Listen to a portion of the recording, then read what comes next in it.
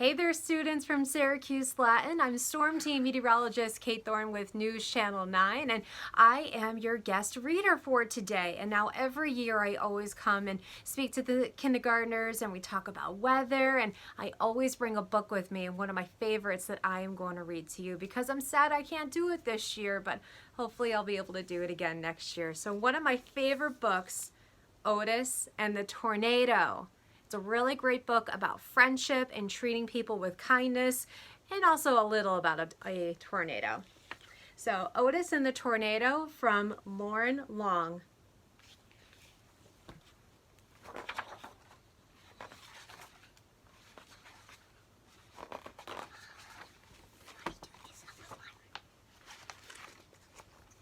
Here's the picture.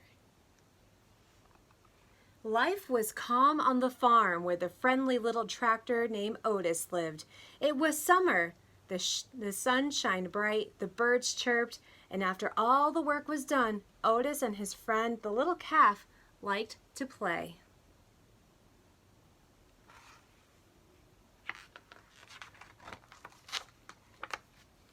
They would gather all their farm friends to a grand game of follow the leader. They would take turns being the leader as they marched along. Otis would go first, puff, puff, puppity puff, followed by the little calf who would bound ahead, bawling all the while. Soon the horse would trot and lead with a neigh, neigh, and his hooves clippity-clopped, clippity-clopped. Finally, the ducks would waddle to the front with a chorus of quack, quack, quack. They followed the leader.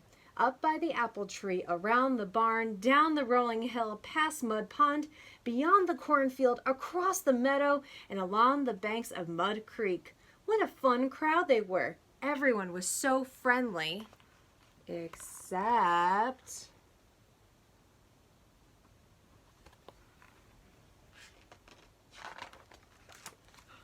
the bull. The bull was nobody's friend. When he was not in his pen, he was kept in a pasture all by himself.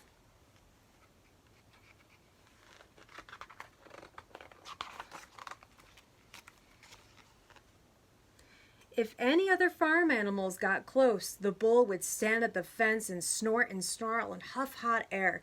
Suddenly, with a burst, he would run back and forth along the fence. Then he would stop and glare at them like a statue, never moving a muscle except to flare his nostrils. The bull did not like anyone, and everyone was afraid of him.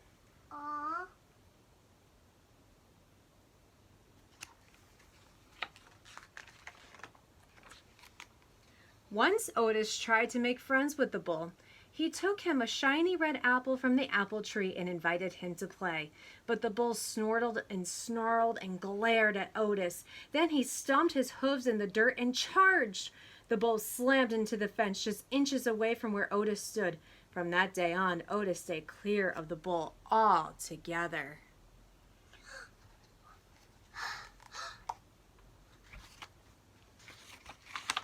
And the reaction brought to you by my 4-year-old daughter, who is just out of frame. One day the farm skies began to swirl and turn dark. The winds blew the rain, and the rain came down. The animals in the barn grew restless and jittery. The skies tumbled and turned and turned and tumbled. Otis didn't mind the rain, but there was something different about this storm that he could feel deep down in his pipes.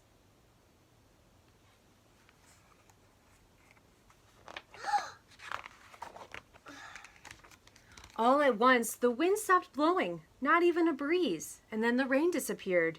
The sky had turned a strange shade of green, and the farm fell completely still. The only sound Otis heard as he puffed toward the barn was the farmer shouting in the distance, "It's coming fast! Get down to the cellar!"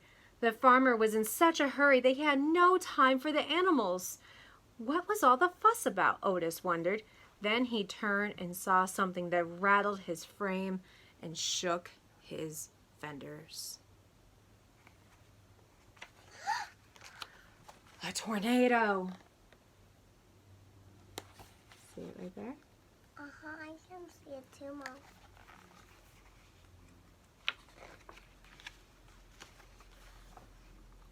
It was heading straight toward the farm. It would take all the animals locked in. What would happen to all the animals locked in the barn? Otis sprung into action. He nudged the latch of the little calf's stall until the door swung open. Next, Otis freed the pig and the sheep. The winds held closer as he stretched to unlock the horse and the cow's doors at the same time. Click, clack, the animals were all free. But why did he do that? We'll find out.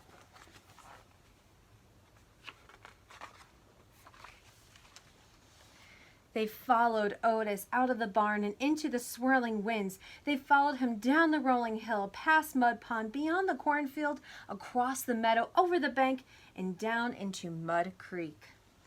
Tucked down at the lowest part of the farm, Otis, the little calf, and all of their farm friends felt safe.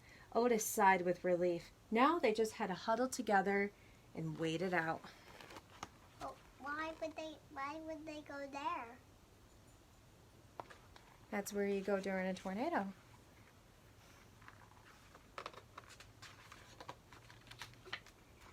But just as they squeezed close tight, Otis heard an awful bellowing cry, the sound of a large creature in trouble, the bull. He was locked in his pen. From the safety of Mud Creek, Otis saw the tornado speeding in the terrified animal's direction. Oh, the bull, he's so scared. Can I see better? I want to see better. Lightning crashed, the tornado howled, the bull screamed, and in a flash, Otis was gone. He raced across the meadow, puff, puff, puppity chuff, across the cornfield, past Mud Pond, up the rolling hill to the bullpen. Otis found the bull tucked under the shed, shaking in fear.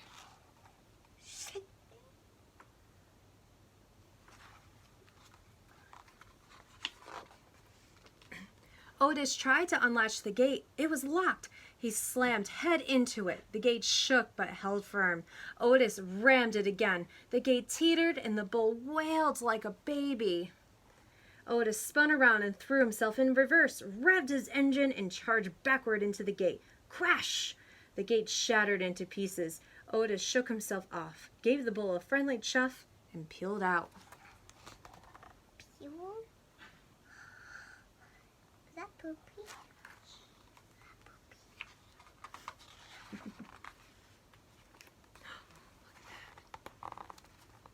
There's the tornado Oh no. going after the bull and Otis. Oh no. That's why. The bull followed Otis down the rolling hill, past Mud Pond, beyond the cornfield. The tornado roared like a freight train as they crossed the meadow, and just as Otis and the bull dove for cover over the bank and into Mud Creek, the tornado touched down, narrowly missing them. You can hear the wind outside today, too. Otis, the little calf, the bull, and all the farm friends ducked their heads and closed their eyes. They never heard such a fury or felt such a rage, but they were all safely tucked down in the muddy creek's bed at the lowest part of the farm, and they stayed huddled there until long after the tornado had passed. But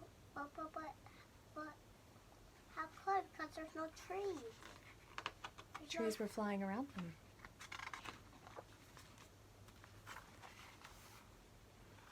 They came out only when it was calm and the sun shined bright and the birds began to chirp.